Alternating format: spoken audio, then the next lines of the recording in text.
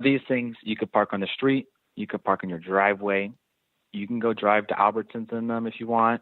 They're this, I know the most popular model, the 144, is about the same length as a modern day F-150. Okay. So you could actually stand up in it, but still have, the length that isn't very long to lug around like an RV or, a motorhome or something.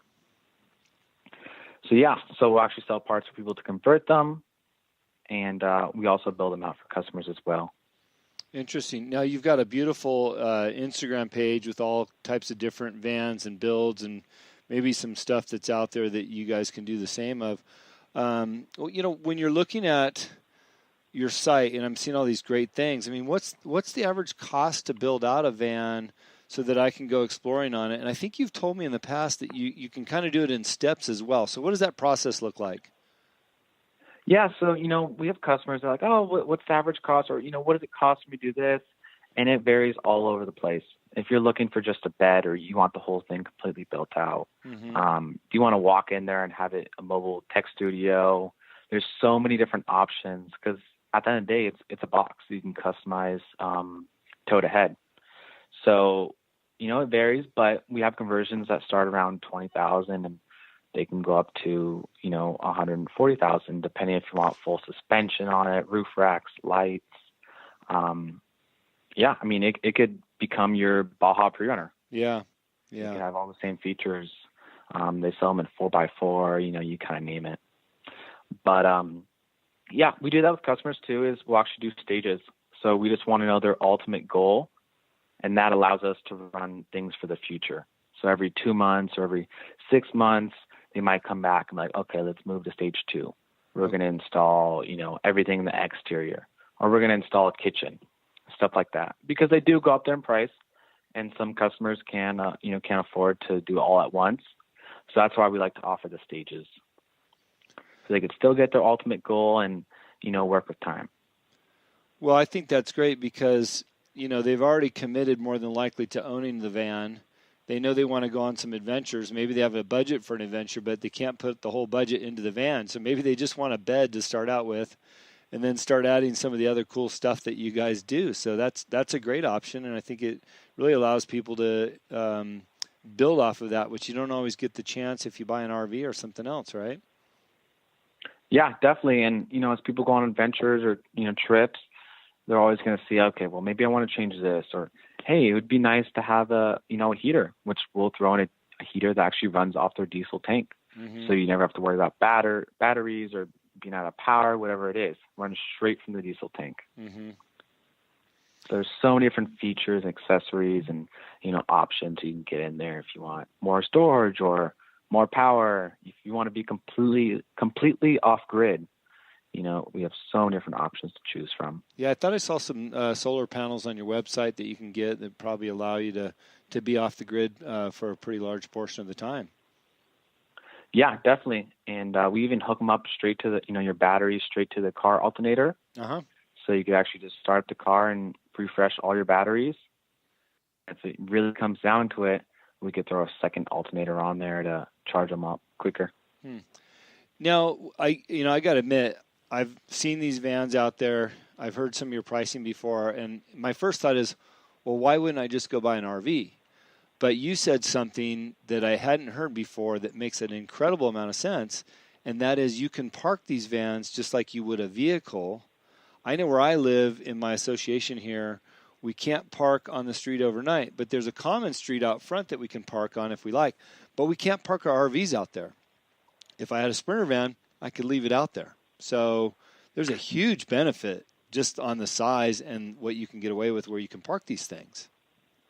Yeah, definitely. And there's a lot more to it. If it's going to San Onofre and parking at the beach, it's a lot easier to maneuver. Anybody can drive them. And these things get like 24 miles per gallon. Well, I drove around in a 40-foot RV the last couple years. They finally sold it. So I certainly understand the value of being able to maneuver something around. Definitely. So let me ask this. How are you guys competing? I see these vans popping up everywhere. Now, I don't know if they've got conversion kits inside, but what makes you guys stand out amongst some of the clutter that we're starting to see out there? Or what values are you offering that is better than the other guys? So if you're to check out our Instagram or, website, you definitely see our styling is a lot different than everybody else. We're actually the only one in the United States that does the whole wood interior, which will use combinations from the marine industry, marine wood style, to create durability, and then also have a different styling feel. Yeah, when I was at your shop, I guess it's been a few months now, you had some of that wood styling inside. It's just absolutely beautiful. And looking at the pictures that I've seen from not only your Instagram but your website, I mean, the pictures look exactly like it does in real life. It's not a Photoshop picture. I mean, it really looks that fantastic. Are you guys by nature woodworkers, or I know you've got somebody working there too on the vans with you. You really have done some fantastic work there. Yeah. I've been kind of always in the eye of design and, fabrication ever since I was young, if it's from building RC cars to eventually moving to mopeds, to motorcycles, to cars, kind of everything in between. And I kind of just picked it up and went from there. Just talked to people, found every way I can, and luckily I met one of my friends that had a similar passion, and we kind of collided and put everything together. And it's just pushing every day to upgrade materials, use the best equipment possible to get the best finishing, and sourcing materials from different industries. A lot of people use the RV kind of style industry, which is great, but the marine industry is really where it's at, because they use materials that are meant to be thrown around for, years on end in salt water, hot water, air, you kind of name it, everything in between. And salt water really does magic on things. It destroys them very quickly. Yeah. So we kind of put that test to everything we use. And if it works on your boat, it's going to work on the vans. Yeah, sure. I get that. Well, speaking of motorcycles, I see one of your photos. You've got a dirt bike coming out of one, and space for a dirt bike. I know my neighbor has a Sprinter van that they can put a few dirt bikes in there. And when I think about Baja, I think about dirt biking and the ability to get around. It looks like you guys have a complete kit for dirt biking. Yeah, we do. We have a complete bed in the back that's actually about 4 inches thick, and you could actually raise it up and down. So if you want to throw bikes in there and head to Baja for the weekend, you could raise it all the way up, throw your bikes in there, and still have a little room to sleep up top. And then if you're on the beaches of Baja and you want to unload and kind of relax and watch the sunset, you could lower it down to more of like a couch level and just sit back and open a glass of wine or, a beer, whatever you prefer. Yeah, nice. So what's the future look like for the van, Martin? Where you guys are heading? You got a busy year planned out? Is there a long waiting list to get in there and have your van worked on? Yeah, so we have 2 different sides of the business. We'll have the build-outs. Actually, I guess 3. We'll have the build-outs, we'll have the part sales, and we'll actually have service. So we're actually one of the few people in California that offers services. So if you just want to get one thing done or 5 things, we do it all. Or if you want a complete van build-out, we do that as well. Okay. So we're about a month and a half out for complete van builds, but services are always welcome. Love it. And it's always going to be a busy year. Always going to be busy, always improving our products, improving our strategies, and everything we do to offer a better service for the customer. Well, I love what you're doing. The van I saw in person was great. If people want to find you, your website is thevanmart.com. And what's your Instagram? Is it the same? Yep. Instagram's the Van Mart. Vanmart.com. Well, I always like to bring value to our listeners on the Baja Show, and I think today we covered 2 things. One, first-time visitor down to Baja.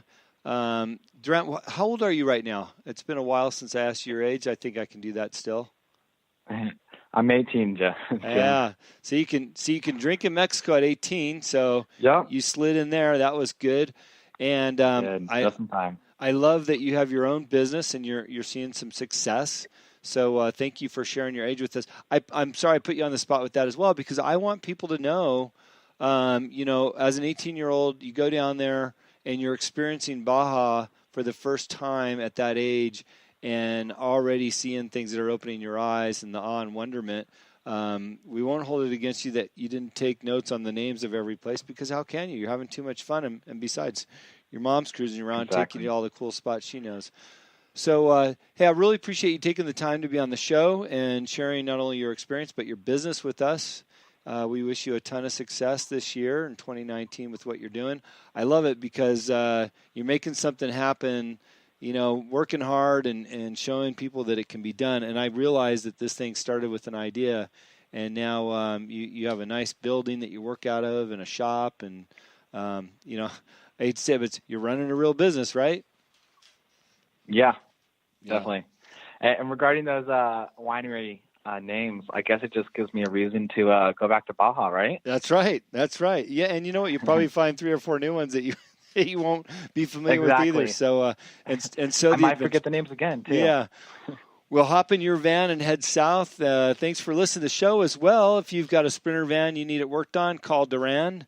You can reach him at the Van Mart, and otherwise just head south and have some good time. So, Duran, thanks for being on the show.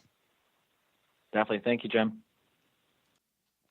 All right. Well, there's another episode of Baja Sessions. A little bit brief today, but, I just thought it was important to get Duran on the phone. I know he's young, and I really did put him on the spot with the places that he visited.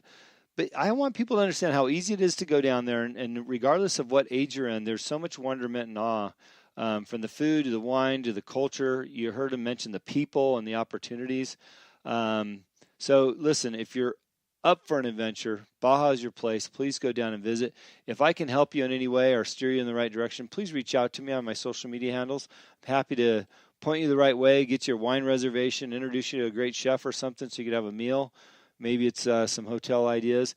And, of course, we have our travel partners with Baja Voyager. You're welcome to reach out to those guys and see what's going on with them. At any rate, hopefully you had a great weekend, and this will be a good start to a wonderful week. And we hope to see you in Baja. Thanks.